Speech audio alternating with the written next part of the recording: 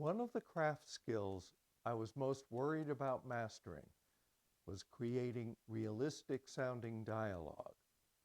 And to be honest, there are still aspects of dialogue that trip me up. Just ask my editor.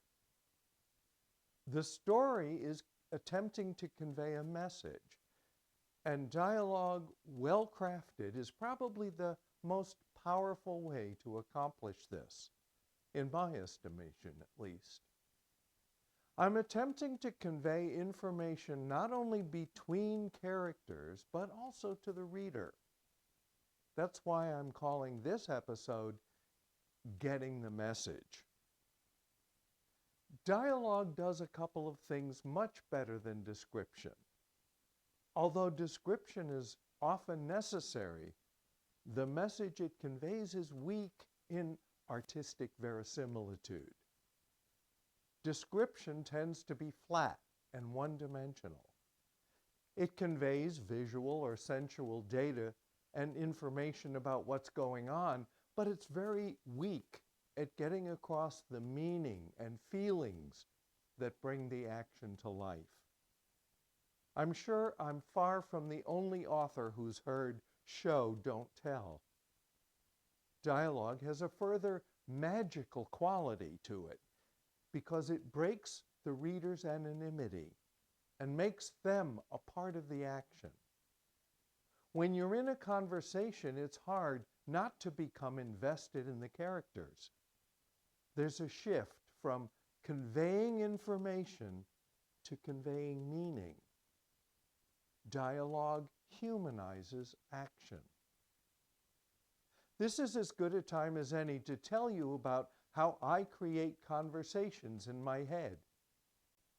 You know those times when you're going to be involved in one of those difficult conversations and you're nervous about saying everything just right to get your point across? If you're like me, you probably rehearse those conversations in your head, imagining what the other person will say and how they'll respond. And that's what goes on in my head when I'm writing dialogue. I know my characters well, and I know what they know and what they don't know. And I know what they're trying to get across to other characters and therefore to my readers. Said exactly the way they said it. This is no time for prissy accuracy. Most people aren't at all concerned with using proper grammar and pronunciation when they talk. Different people use different formats to get their points across. And the more familiar I became with my characters' speech patterns, the easier it was to create their conversations. Readers will pick up on characters' quirks and be able to identify the speaker even without specific attributions like John said. If John speaks with a lisp or uses ain't a lot, you'll identify him right away. That question of attribution, he said and she said, was something I worried about at first. They seemed to be repetitious and boring. My impulse then was to add variety by changing up the words to he exclaimed or she announced. I quickly discovered that there are relatively few ways of describing speaking, so I resorted to adding adverbs. He said pensively, or she said demurely. All these adverbs do, when used unnecessarily, is to muddy the waters and make the conversation feel amateurish. It draws unnecessary attention to the writer. It's like adding extraneous commentary, and worst of all, it spoils part of the magic of dialogue. And I've never heard anyone mention this magic, but I'm convinced of it. No matter how often it appears, the phrase he said never becomes repetitious because it disappears. The eye and mind gloss over it without even noticing its existence. I think that the simpler I make it, the more completely it disappears, to the extent that Whenever possible, when two characters are conversing, I leave out the attributions entirely. I realized how important that was when I recorded my first audiobook. Attributions only get in the way when they're not needed. In conversations, much more is shared than the mere words. Good dialogue should be able to convey emotion. I've already mentioned that adding adverbs like emoticons is one of the worst ways to do it, although sometimes they too are necessary.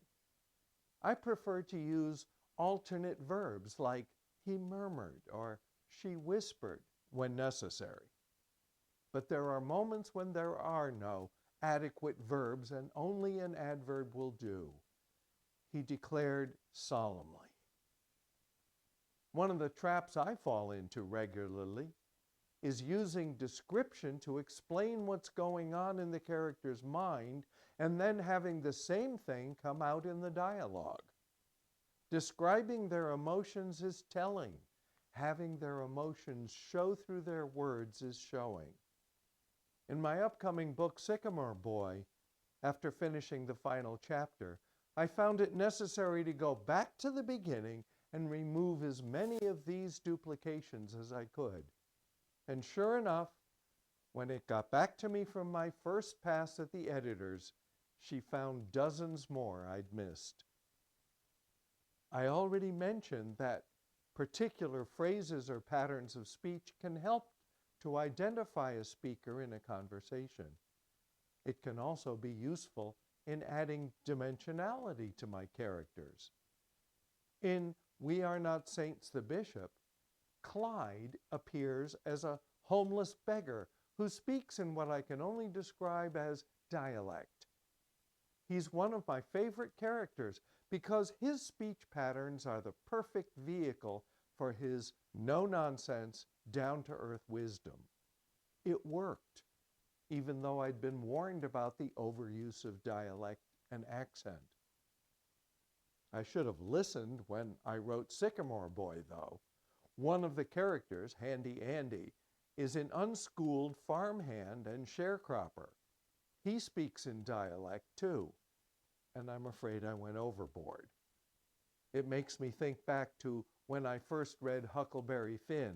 Back then, I was unable to decipher Sam Clemens' dialect when Huck's friend Jim spoke. Poor Handy Andy's dialect is so thick that it bogs the story down and frustrates the reader. I'm going to have to redo all his speeches, and he has a lot to say. I still try to avoid attributions in dialogue whenever possible. Of course, sometimes they're essential, and one of the times is when there are more than two speakers. Since my aim is to be as transparent as possible as the author, I want to avoid having the reader need to stop and go back over something they've just read to figure out who just said that. There's yet another way I like to provide attribution without having to use he said. I find that if I can describe an activity or a character's thoughts immediately prior to saying something, the attribution is unnecessary. For example, John picked up his glass and slowly swirled the amber liquid in the dim light of the lamp. What makes you think it was me?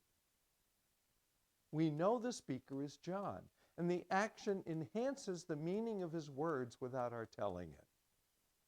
Another telltale sign of attribution is the use of paragraphs. I learned the hard way that in a dialogue, every shift of speaker, even when there are no words, requires a new paragraph. In the exchange, "Did you pick up the milk?" She shook her head. Why not? There needs to be 3 separate paragraphs. One final note on dialogue. Keep it simple but honest. There are a lot of rules of thumb that I've run into, like never start a direct quotation with, well, I say never do it, unless your character needs to say it. There are rules, but I always let the character determine what to say and how to say it. I broke many a rule for authenticity's sake, and I'm glad I did. I will say this, though. When you break a rule, know two things.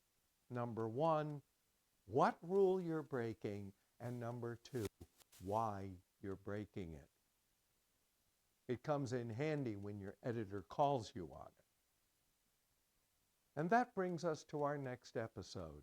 I call it Getting It Right. And I'll talk more about why I think the nuts and bolts of writing, grammar and spelling, are so important and how to manage it.